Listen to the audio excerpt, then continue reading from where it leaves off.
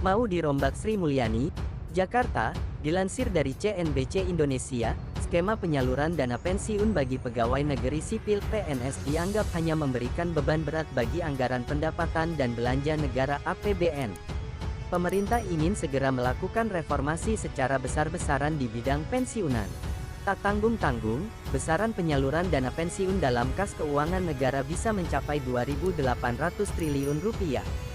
Pemerintah menginginkan agar skema penyaluran dana pensiunan PNS dapat diubah agar tidak terlalu memberikan beban lebih bagi kas keuangan negara.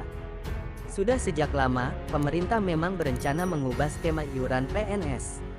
Saat ini skema pensiunan PNS adalah Pay As You Go, di mana perhitungan skema ini adalah dana pensiun dari hasil iuran PNS sebesar 4,75% dari gaji yang dihimpun PT Taspen ditambah dana dari APBN. Sementara itu, pemerintah akan mengubah skema tersebut menjadi iuran pasti alias fully funded. Dengan skema tersebut, uang pensiunan yang diterima PNS akan jauh lebih besar karena iuran yang dikenakan adalah persentase dari take home pay (THP) yang jumlahnya lebih besar. Skema fully funded selain diambil dari persentase THP, pembayarannya juga akan dibayarkan patungan antara PNS dan pemerintah sebagai pemberi kerja. Maka dari itu, bukan hal yang mustahil pensiunan PNS bisa mengantongi Rp1 miliar. Rencana perubahan skema pensiunan ini sudah dibahas di pemerintahan sejak 2019 silam, dan awalnya direncanakan bisa diimplementasikan pada 2020 mendatang.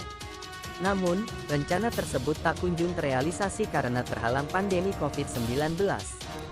Ini konstruksi hukum yang kita pikirkan. Kalau secara teknis mungkin bisa, tapi gimana perjanjian yang sudah dibuat sekian tahun? Belum tentu semuanya oke, karena ini individual sekali, jelas Deputi Bidang Sumber Daya Manusia Aparatur Kementerian PANRB Alex Denny.